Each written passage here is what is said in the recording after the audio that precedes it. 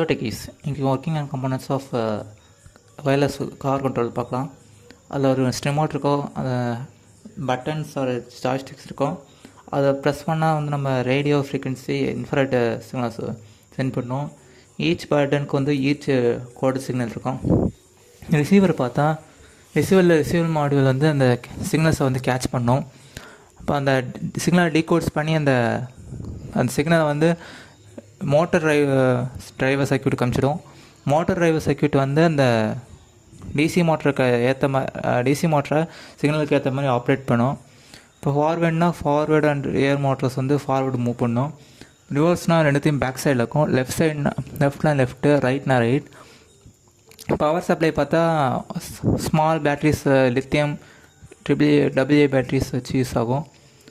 இப்போ அதில் காம்பனன்ட்ஸ் பார்த்தா ரிமோட் கண்ட்ரோலில் ஒரு டிரான்ஸ்மிட்டரில் பார்த்தா RF transmitter model 433 MHz RF model use பண்ணுவாங்க.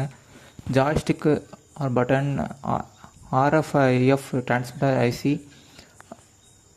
Antenna, battery. ரிசீவரில் என்னென்ன இருக்குன்னா ஆண்டனா இருக்கும், அது சிக்னல்ஸ் ரிசீவ் பண்ணும். Receiver module 400 MHz RF receiver. Micro controller decoder IC, அது வந்து சிக்னல் டீகோட்ஸ் பண்ணும் கமாண்டாக. மோட்டர்ஸ் பார்த்தா அதில் வந்து டிசி மோட்டர் இருக்கும், செப்பரேட் மோட்டர்ஸ் ஃபார் ஸ்டீரிங் இருக்கும் மோஸ்ட் காசில். பேட்ரி பேக் இருக்கும். அப்புறம் சயாசிஸ் அப்படின்னா பாடி ப்ளஸ் வீல்ஸ். தேங்க்ஸ் ஃபார் வாட்சிங். அடுத்த வீடியோஸில் இன்னும் இன்ஃபர்மேட்டிவ்ஸாக பார்க்கலாம்.